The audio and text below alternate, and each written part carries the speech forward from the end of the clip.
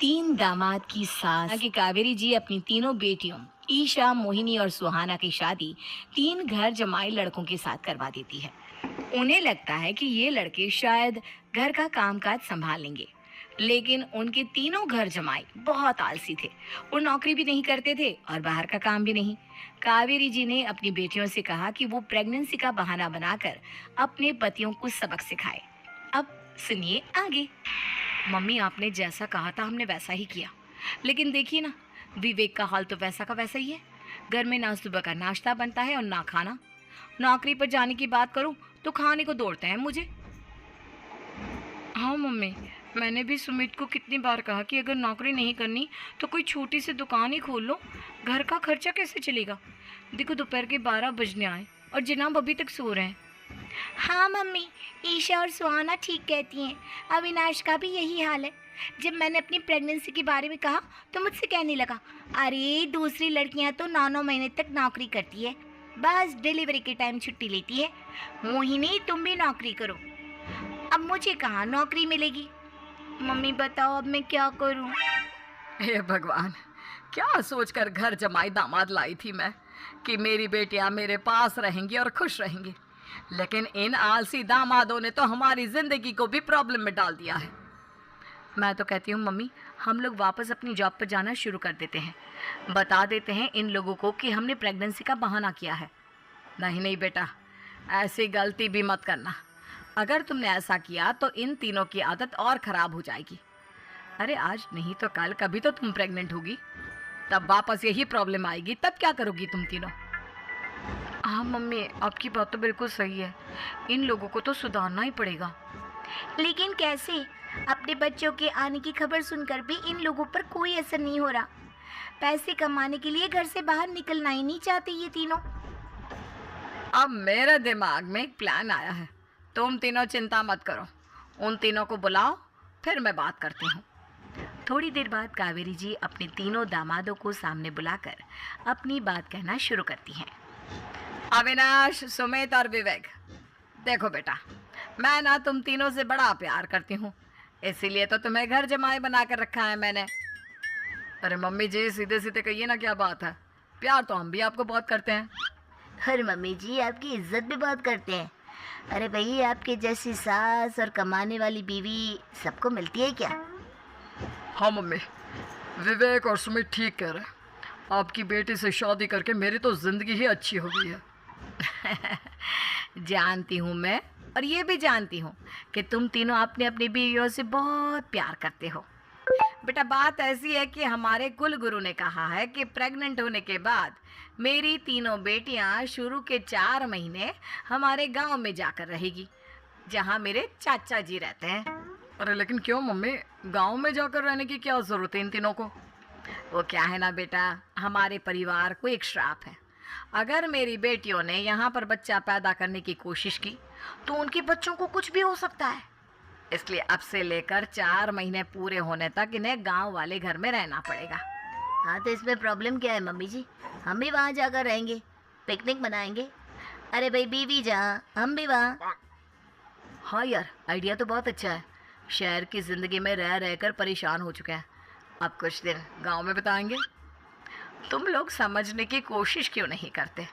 तुम में से कोई भी वहाँ नहीं जा सकता, और मैं यहाँ रहूँगी ना तुम तीनों के साथ। 4 महीने की तो बात है, उसके बाद ये तीनों ही लौट कर आ जाएंगी। ठीक है मम्मी जी, अब हमारे बच्चों का सवाल है तो ये तो करना ही पड़ेगा। कावेरी अपनी तीनों बेटियों को कुछ दिन के लिए घर से बाहर कहीं दूसरे शहर में रहने के लिए भेज देती है।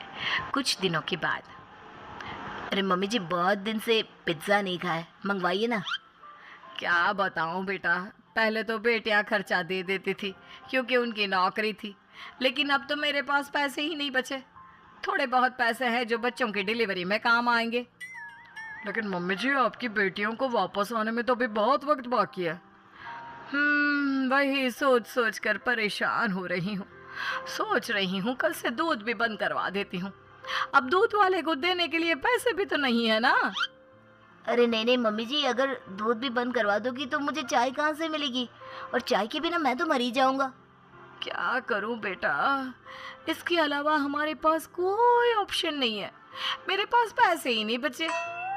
इस तरह कावेरी जी धीरे धीरे अपने तीनों दामादों को पैसे देना बंद कर देती हैं और घर में खाने पीने की चीजें लाना भी बंद कर देती है। अब वो तीनों बुरी तरह से परेशान होने लगे थे और इसलिए एक दिन तीनों प्लान करके घर से बाहर निकलते हैं और बाजार में जाने के बाद यार अच्छा खाना खाए हुए कितने दिन हो गए, पता नहीं कब अच्छा खाना मिलेगा। हमारी बीवियों के जाने के बाद तो हमारी हालत भिखारियों जैसी हो गई है यार। कुछ भी हो, मुझे तो आज पिज्ज़ा खाना ही खाना है।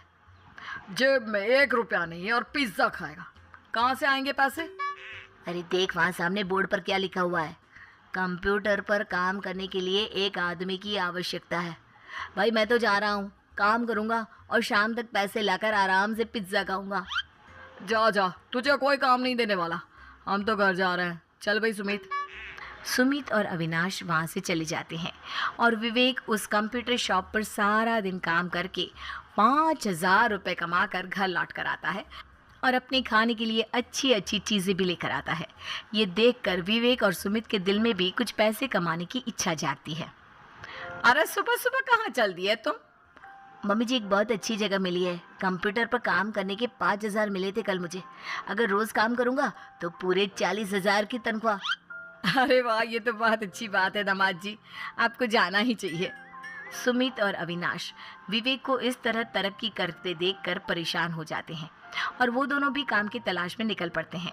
धीरे धीरे उन दोनों को भी काम मिल जाता है। अब कावेरी के तीनों दामाद छोटी मोटी नौकरी करके अच्छा पैसा कमाने लगे थे। एक दिन कावेरी उन्हें अपने पास बुलाती है। अरे वाह, विवेक 40,000 कमा लेता है, अविनाश 60,000 और सुमित तुम भी 40,000 के आसपास कमा ही लेते हो। कुल मिलाकर तुम अच्छे खासे पैसे कमा रहे हो बेटा। हाँ मम्मी जी, बहुत मज़ा आता है जब महीने के एंड में मोटी रकम हाथ में आती है। पूछिए मत मम्मी जी, घर में रहकर रोटी बना बना कर और तो जैसा महसूस होने लगा था मुझे तो। हाँ बेटा, तुम तीनों की बात तो बिल्कुल ठीक है और जानते हो अब तुम तीनों की पत्नियां भी वापस लौट कर आने वाली है। लेकिन मम्मी जी अभी तो उन्हें गए सिर्फ 2 महीने हुए हैं, आपने तो कहा था वो 4 महीने के बाद लौट कर आएंगी। ऐसा कुछ नहीं है बेटा, मैं सिर्फ तुम तीनों को सबक सिखाना चाहती थी कि आदमी घर में बैठकर बीवी की कमाई खाता हुआ अच्छा नहीं लगता। इस दुनिया में हर इंसान को मेहनत करनी चाहिए, काम करना चाहिए, चाहे वो औरत हो या आदमी, ताकि अपने परिवार को संभाल सके। कावेरी की बात सुनकर उन तीनों को अपनी गलती का एहसास होता है और कावेरी उन्हें सच बता देती है कि ईशा, सुहाना और मोहिनी शहर में ही कहीं दूसरी जगह रह रहे थे। शाम के वक्त उन तीनों की पत्नियां लौट कर आ जाती है और कावेरी जी का परिवार एक खुशहाल परिवार की तरह रहने लगता है।